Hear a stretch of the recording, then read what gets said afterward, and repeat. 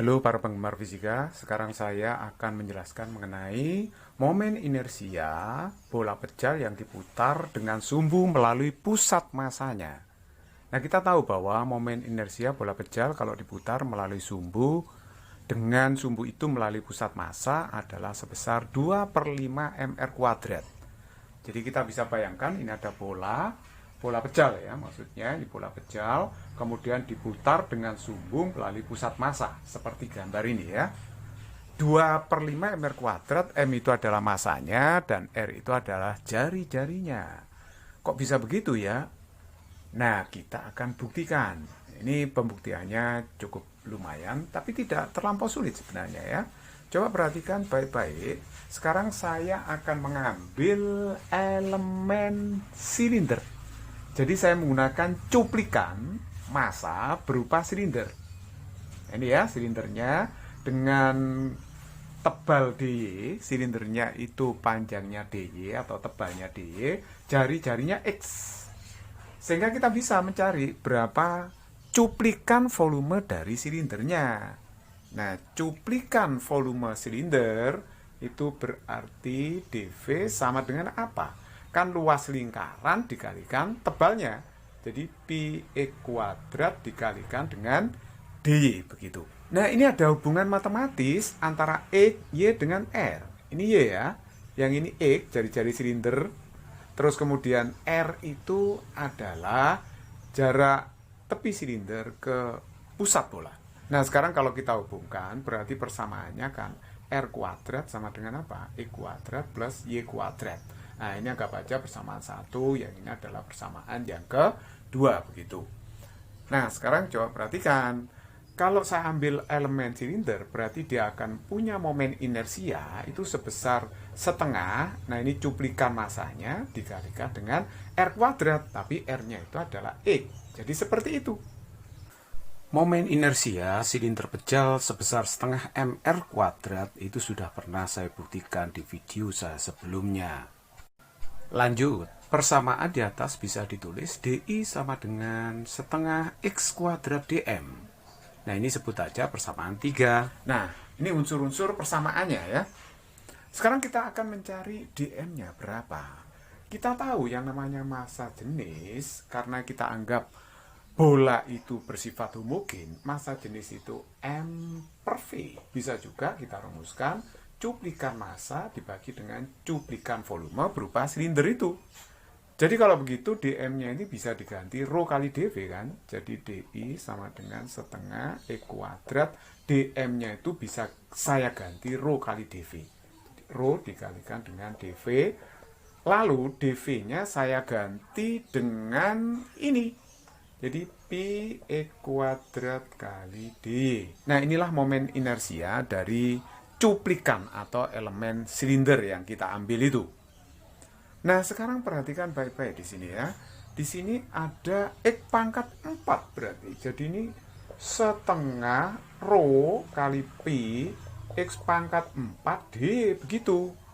Persamaan 2 ini bisa kita ubah kan. Jadi E kuadrat itu kan sama dengan R kuadrat min Y kuadrat. Sekarang saya kuadratkan kedua ruas. Jadi ini X pangkat 4 berarti ini R kuadrat min Y kuadrat pangkat 2. Nah, kita lanjutkan ya. Jadi ini adalah R pangkat 4 min 2R kuadrat Y kuadrat. Nah, ini plus Y pangkat 4. Inilah X pangkat 4. Nah, sekarang kita substitusikan ke sini ya. Jadi setengah Rho pi X pangkat 4 saya ganti dengan ini. R pangkat 4 min 2R kuadrat Y kuadrat plus Y pangkat 4. D, seperti itu. Jadi kalau saya cari I-nya, berarti ini kan kita integral. Yang sebelah kanan. Yang ruas kanan kita integral. Jadi setengah Rho pi, ini integral R pangkat 4 min 2R kuadrat Y kuadrat plus Y pangkat 4 D. Nah, seperti itu. Nah, kita akan mengintegral terhadap variabel Y ya. Kita lihat di sini bahwa dalam sistem koordinat, di sini koordinatnya adalah min R. Yang bawah ini adalah min R, di sini min R sedangkan yang atas adalah plus R. Jadi kalau begitu integral dari dy-nya itu dari min R hingga plus R.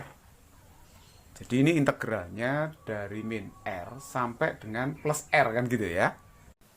Ini bisa ditulis rho kali pi integral 0 sampai R. Jadi kita ambil separuhnya, tapi ambil separuh dikalikan dengan 2 kan. Akhirnya setengahnya habis. Jadi rho kali pi. Nah terus R pangkat 4 min 2 R kuadrat Y kuadrat plus Y pangkat 4 dy. Nah kita tinggal mengintegralkan ini ya. Jadi rho kali pi, kita integral ini berapa hasilnya. Jadi ini R pangkat 4Y min 2R kuadrat Y pangkat 3/3 plus Y pangkat 5/5. Nah, batasnya adalah 0 sampai R. Nah, sekarang coba kita masukkan di sini ya. Jadi rho kali P, ini kan artinya R-nya masuk dulu ya. Jadi ini R pangkat 5 min, ini R-nya masuk, R pangkat 3, berarti 2/3 R pangkat 5, gitu kan ya. Terus R-nya masuk sini, ya kan. Jadi ini plus R pangkat 5/5. Nah, seperti itu, lalu dikurangi, nolnya masuk ya, 0. Ini 0, 0, jadi dikurangi 0. Nah, seperti itu. Nah, kita lanjut. I-nya berarti rho kali P, terus kemudian di sini, apa di sini?